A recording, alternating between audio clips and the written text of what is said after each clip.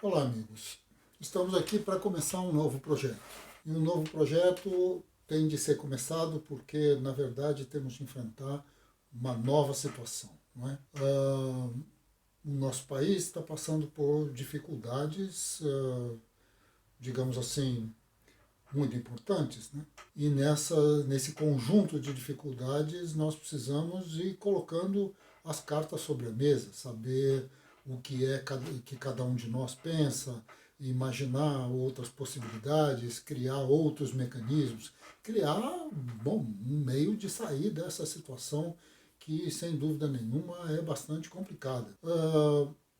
Para fazer isso, eu escolhi um tema genérico, bastante genérico, e que imaginei que a partir dele e sobre ele poderíamos desdobrar um conjunto de subtemas, digamos assim, que poderiam ser importantes e que poderia, digamos, fazer com que a gente discuta à vontade, que a gente coloque opiniões e que a gente troque ideias. Okay? Então, dentro desse contexto, eu escolhi um tema que é a escola. A escola genérica, a escola como instituição. Por que escolhi a escola? Porque, na verdade, é um ato político. Não é?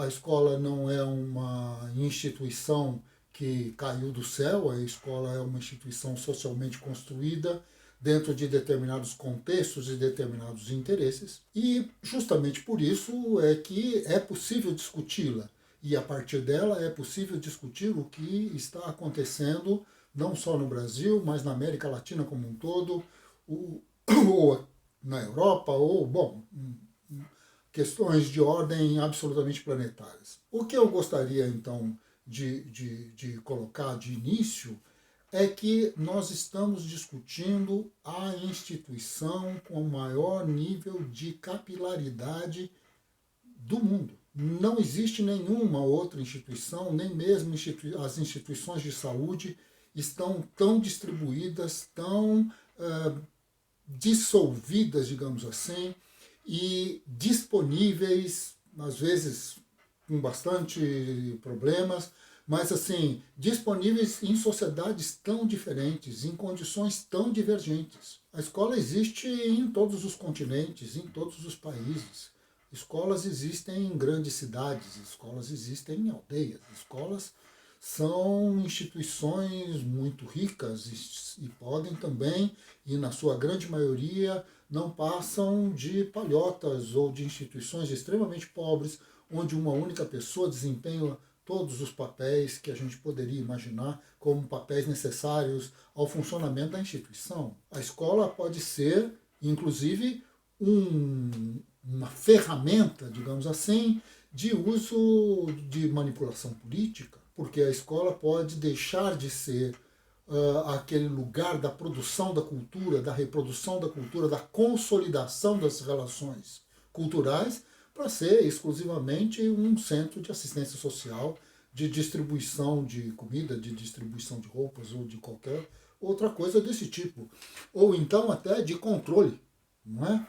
A escola sendo imposta como uma maneira de, aspas, retirar a criança da rua. Quer dizer, fundamentalmente, a escola vai desempenhando papéis os mais diferentes. E nesse sentido, então, é que nós precisamos refletir qual é a nossa situação. Nós, como professores, nós, como estudantes, nós, como pesquisadores nesse campo e tudo mais. Então, acho que nós poderemos pensar as coisas nos seguintes termos. Não é?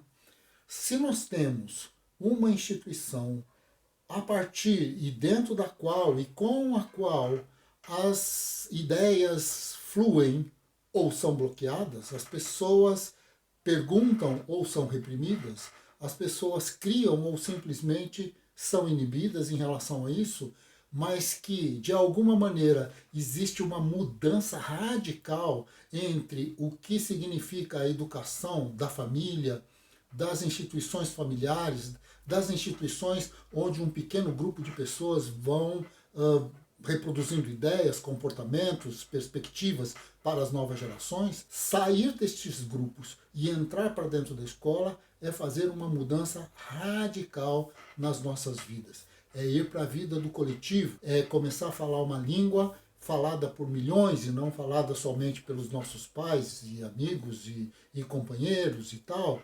É falar de coisas como a matemática, por exemplo, ou de países que nunca ouvimos falar, ou de histórias que jamais imaginávamos que elas poderiam ter acontecido e assim por diante. Esta mudança radical, que é a saída das comunidades de origem, das comunidades de acolhimento iniciais, que todos nós, de alguma maneira, sempre pertencemos, mas nos deslocarmos para o interior da escola, é irmos para uma leitura mais institucionalizada, mais organizada do mundo. Nesse sentido, ela vai tomando uma importância que é imensurável. Não é? E essa questão é que vai nos colocar, então, a possibilidade de discutir o que é que significa censurar, o que é que significa produzir, o que é que significa criar e assim por diante. Não é? Então, uma outra questão que acho que valeria a pena a gente levantar é que essa discussão toda está assumindo, não é, contornos muito diferentes dependendo das condições políticas e das condições econômicas de cada país, de cada lugar, de cada cultura. Não é? Nós temos lugares do mundo onde a presença da escola é a presença radical de algo que vem de fora, enquanto que outros lugares a presença da escola é a forma de organização básica da comunidade.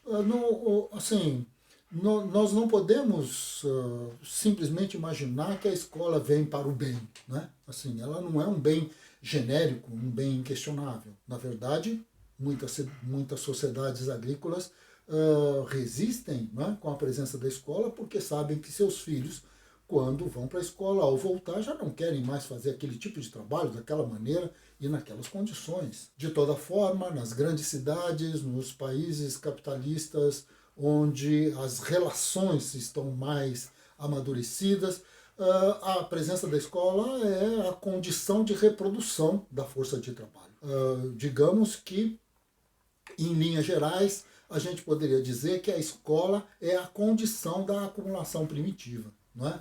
Daquela acumulação de valores, daquela acumulação de comportamentos, daquela acumulação de linguagens, que permite, então, fazer parte da sociedade tal qual ela se apresenta para nós.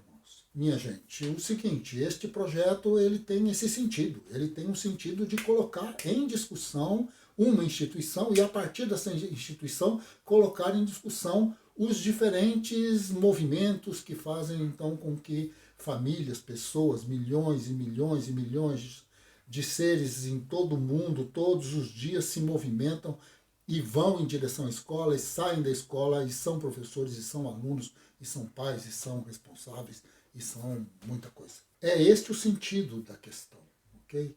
E é por isso mesmo que quando nós olhamos para o nosso país e vemos que um determinado projeto que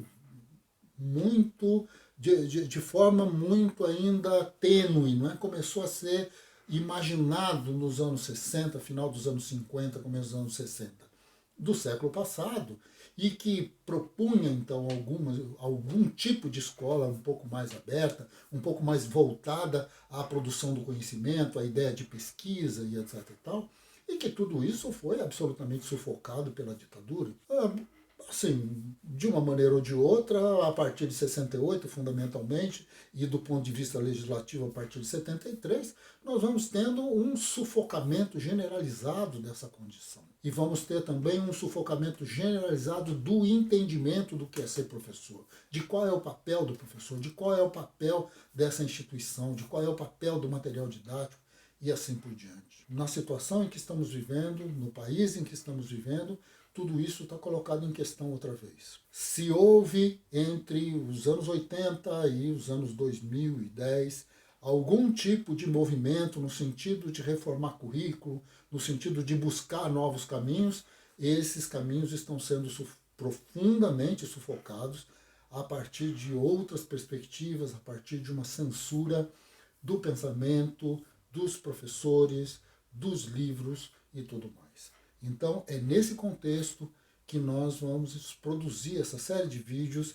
e abrir, então, espaço efetivamente para que aqueles que assistem, aqueles que gostam do tema, possam dialogar com a gente e a gente possa, então, entender melhor, vamos dizer assim, e poder criar políticas, criar atitudes, criar condições para que, a partir de um tipo de instituição, a gente comece, então, a mexer com os próprios fundamentos do que está ocorrendo no Brasil e, eu diria, infelizmente, no mundo como um todo. Muito bem, é isso, vamos em frente e no próximo vídeo a gente continua.